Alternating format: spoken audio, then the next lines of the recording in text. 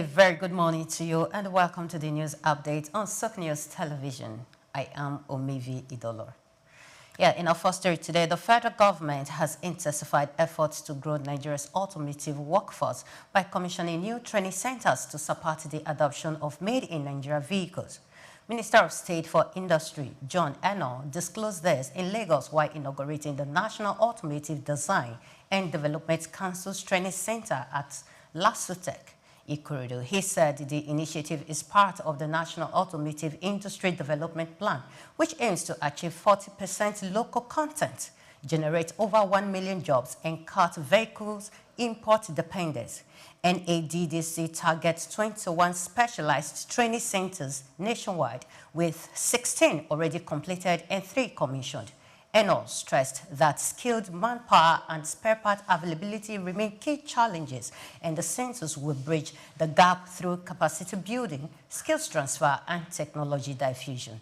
NADDC DG Joseph Osanipi said pilot centers have been built in 6 geopolitical zones, including Edo, Osun, Kogi, Bauchi, Zamfara, and Mboyo, with additional projects ongoing in Lagos, Abia, Akwa Ibom, Katsina, Yobe, Ogun, Kano, Ekiti, Jigawa, Kebbi, Gombe, and Niger. The centers will train artisans, technicians, engineers, and undergraduates while supporting the shift to compressed natural gas-powered vehicles. NADDC has already trained 47 Nigerians in petrol to CGN conversion and partnered with TVS manufacturers Simba to train at least 50 people per state on motorcycles and tricycle maintenance. Board Chairman Iman Inweku hailed the centers as vital for youth empowerment, industrial growth, and positioning Nigeria as a leading automotive hub. Nigeria's external reserves are projected to rise to about $45 billion by the end of 2025, strengthening the Central Bank of Nigeria's ability to defend the naira and support the broader economy.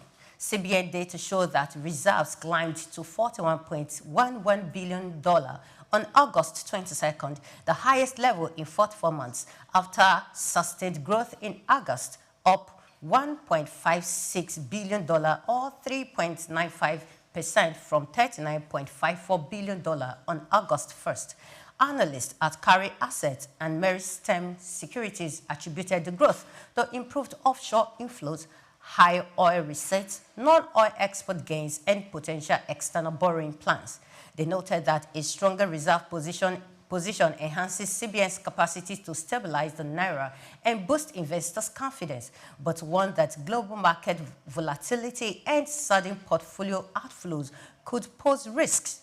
Recent CBN interventions, including around $50 million in forex exchange supply last week, helped narrow spreads and stabilize trading between 1,534 naira 50 kobo to 1,536 naira to a dollar, with the naira closing Monday at 1,536 naira 42 kobo to a dollar, down 0.09% day on day. Despite risk, analyst says sustained inflows and active CBN intervention could keep reserves above $40 billion in the near term, providing a solid buffer for exchange rate management and macroeconomic stability.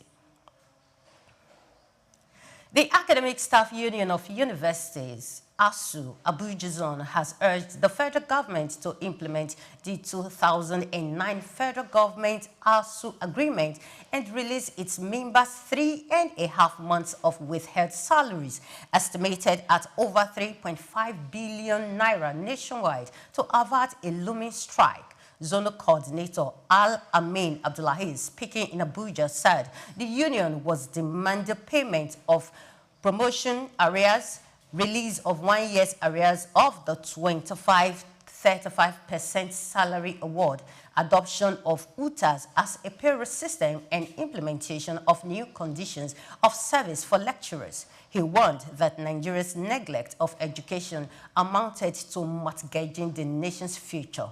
Abdullahi noted that Nigerian universities continue to suffer from overcrowded classrooms, poorly equipped laboratories, and dilapidated hostels due to years of underfunding.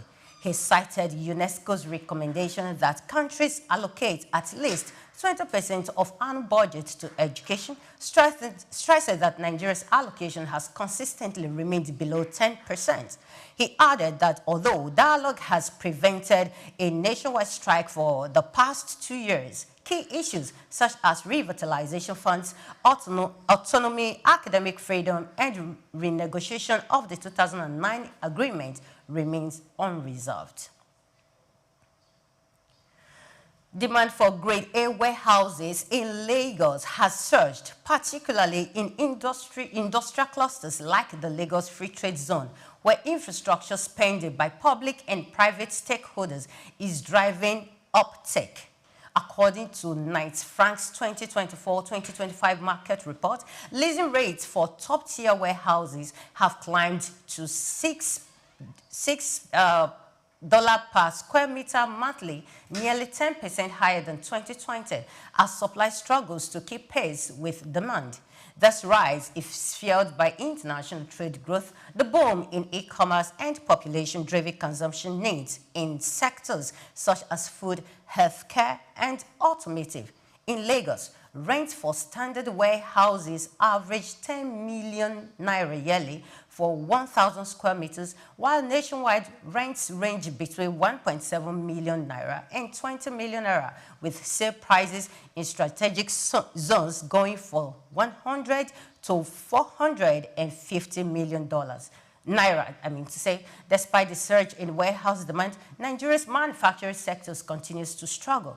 The Manufacturers Association of Nigeria (MAN) reported 1.24 trillion naira worth of unsold goods in the first half of 2024, up to 357.57% year-on-year, alongside the shutdown of 767 firms and distress in 335 orders in 2023 due to inflation, naira weakness, and poor investment climate. Several multinationals, including GSK, Procter & Gamble, and ShopRite, have exited, leaving some warehouses vacant and repurposed. Still, modern, strategically located facilities near ports and economic zones remain fully occupied, with investors now exploring multi-story warehouses, IoT-driven smart logistics hubs, and ESG-compliant designs to meet its rising demand in a market projected to hit $140.0 billion by 2029. U.S. President Donald Trump said on Monday that his administration would expand investment in American companies following the White House's recent move to take a near 10% stake in Intel, worth about $10.5 billion. The deal, which converts government grants into equity, marks a sharp departure from the traditional U.S. free market model, where government ownership was typically limited to emergency bailouts, such as the 2008 financial crisis. Trump said he hoped for many more cases like it across sectors, even as critics warned the move risked pushing corporate America toward partial state control. Intel, valued at $105 billion, with $9 billion in cash reserves, acknowledged in regulatory filing that government ownership could harm international sales and invite new restrictions.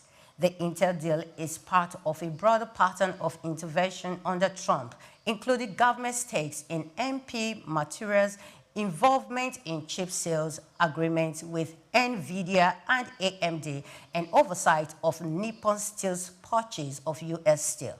Supporters argue the approach strengthens supply chains in strategic industries like semiconductors, rare earth, and defense, while critics such as Senator Rand Paul likened it to a step towards socialism. Business leaders and analysts also fear Washington could pressure customers to favor government-backed firms. Despite skepticism, Trump has continued to cut CEOs and push for U.S.-based production, with companies like Apple pledging $600 billion in U.S. investment. Many thanks for watching. Do well to follow us on all our social media platforms at Souqnews Television. I am Umevi Idolo. Coming up shortly is Souq Business Landscape. Stay with us.